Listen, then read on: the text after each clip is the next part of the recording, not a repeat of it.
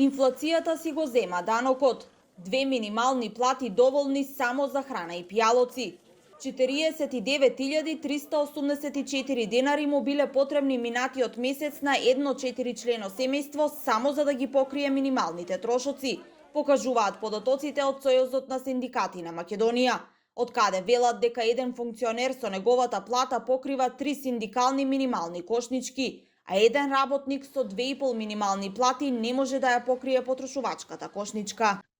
Синдикалната минимална кошничка покажува дека функционерите, веројатно според нив оправдано се изголемија платите 2000 денари дневно, кога видоа дека на едно 4-члено семејно домаќинство само за преживување му се потребни 1600 денари во денот, само за да се ги овозможи најосновните прехранбени продукти. Нечовечки е да се однесувате кон работниците како да ви се робови и нивните плати да ги држите на ниво од 20.000 денари, а вашите плати ги зголемите на 150, 160 и 170.000 денари за само еден месец или 78% наеднаш. Во државата се поскапо се живее, ама владата тоа никако да го види. Децидни се и граѓаните. Никој не прашува, ние не можеме, што може да направиме.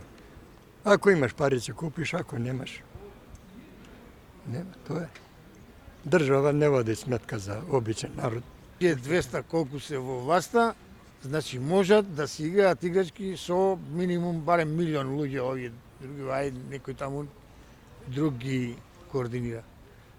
А ние милион луѓе да можеме да му коленичиме на овие, тоа е недопустиво. Против сум такви подигнувања цени не се реални. По пазари ќе си прошеташ малку пензионерски, вторник, петок, сабота, недела, ќе испазаруваш што ти треба и тоа е. Иако инфлацијата за април бележи пат од 1%, сепак таа и натаму е двоцифрена. Затоа треба да се зголеми будноста, секој да презема мерки на време и институциите да функционираат, смета председателот на Стопанска комора Бранко Азески. Кога ќе зборувам за инфлацијата,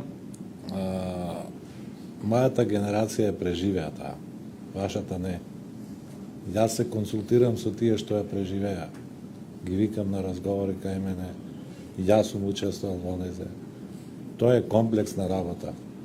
Тоа не е работа само на мерки што ги презема Министерството за економија.